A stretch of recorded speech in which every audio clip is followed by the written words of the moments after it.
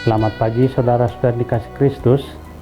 Mari kita mengawali hari baru dengan mendengarkan firman Tuhan yang diambil dari Injil Yohanes bab 12 ayat 1 sampai dengan 11. Tuhan bersamamu. Inilah Injil suci menurut Santo Yohanes. 6 hari sebelum Paskah, Yesus datang ke Betania, tempat tinggal Lazarus yang ia bangkitkan dari antara orang mati. Di situ diadakan perjamuan untuk dia. Marta melayani dan salah seorang yang turut makan dengan Yesus adalah Lazarus. Maka Maria mengambil setengah kati minyak narwastu murni yang mahal harganya, lalu meminyaki kaki Yesus dan menyekanya dengan rambutnya, dan bau minyak itu semerbak memenuhi seluruh rumah. Tetapi Yudas Iskariot, seorang dari murid-murid Yesus yang akan segera menyerahkan dia, berkata, "Mengapa minyak narwastu itu tidak dijual 300 dinar dan uangnya diberikan kepada orang-orang miskin?" Hal itu dikatakannya bukan karena ia memperhatikan nasib orang miskin, melainkan karena ia adalah seorang pencuri yang sering mengambil uang yang disimpan dalam kas yang dipegangnya. Maka kata Yesus, "Biarkanlah dia melakukan hal ini mengingat hari penguburanku. Karena orang miskin selalu ada padamu, tetapi aku tidak akan selalu ada pada kamu." Banyak orang Yahudi mendengar bahwa Yesus ada di Betania. Maka mereka datang bukan hanya karena Yesus, melainkan juga untuk melihat Lazarus yang telah dibangkitkannya dari antara orang mati.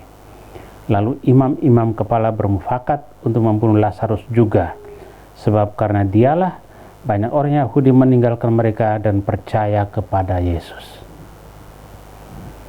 Demikianlah sabda Tuhan. Saudara-saudara dikasih Kristus, tema yang akan kita renungkan hari ini, disposisi batin dalam menyambut Pekan Suci. Kita sudah memasuki Pekan Suci. Kita akan memasuki rangkaian peristiwa iman yang agung. Pada momen ini, kiranya kita semakin dekat dan tergerak memberikan yang terbaik bagi Tuhan. Seperti Maria selalu dekat dengan Tuhan dan mendengarkan suaranya, kita bersujud di hadapannya dan merasakan apa yang Tuhan rasakan.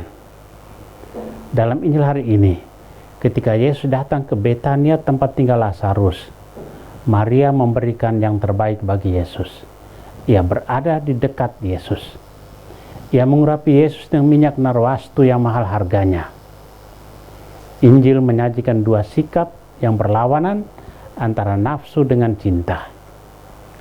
Ketika Yudas melihat Maria melumurkan wewangian di kaki Tuhan, ia menyesali bahwa wewangian tersebut terbuang dengan sia-sia. Ia mengatakan demikian karena baginya wewangian itu mahal, sehingga lebih baik dijual agar dapat menghasilkan uang dan dibagikan kepada orang miskin. Walaupun demikian, tetapi yang ada dalam hatinya sesungguhnya adalah cinta uang. Berbeda dengan Maria. Dengan melumuri kaki Yesus, sesungguhnya ia ingin menunjukkan kasih kepada Yesus. Selain itu, ia juga menunjukkan sikap melupakan diri dengan menyeka kaki Yesus di depan umum, tanpa mempedulikan apa kata orang di sekitarnya. Disposisi batin inilah yang membuatnya dapat berpartisipasi penuh dalam misteri Paskah. Saudara-saudara terkasih, kita belajar apa dari dua orang yang ditampilkan Injil ini. Pertama, kita belajar dari Maria. Kepada Tuhan Yesus, ia rela memberikan sesuatu yang mahal harganya. Maria tidak peduli dengan dirinya sendiri. Baginya, untuk Tuhan tidak boleh membuat perhitungan apapun. Maria tidak menyadari bahwa apa yang dikerjakannya adalah tanda peringatan akan suatu peristiwa besar yang mulia, yakni wafat dan kebangkitan Tuhan. Kedua, berkaca pada Yudas, ia selalu berbicara tentang orang miskin. Ia memprotes Maria karena hanya menghamburkan barang mahal. Jika diuangkan, itu akan sangat berguna membantu orang miskin. Yudas tipe orang yang suka bicara tentang orang miskin tapi hatinya jauh.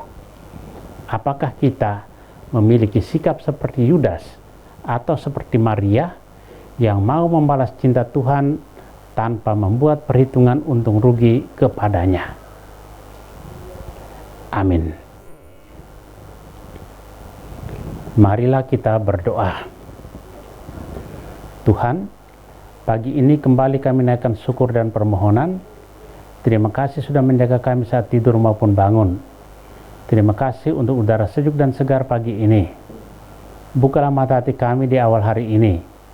Mampukan kami memandang kemurahan dan karya-Mu, serta memuji dan memuliakan-Mu melalui pekerjaan dan pelayanan kami hari ini.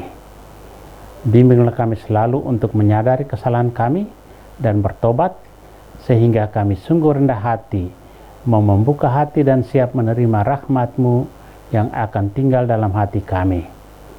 Kristus terang dunia, berkatilah keluarga-keluarga kami, jadikanlah kami alat kasih-Mu, dan pantaskanlah kami menjadi hamba-Mu yang setia. Amin. Tuhan bersamamu. Semoga kita sekalian, orang-orang terkasih dan doakan, seluruh aktivitas kita hari ini dilindungi, dibimbing, dan diberkati oleh Allah yang Maha Kuasa, Bapa dan Putra dan Roh Kudus. Amin.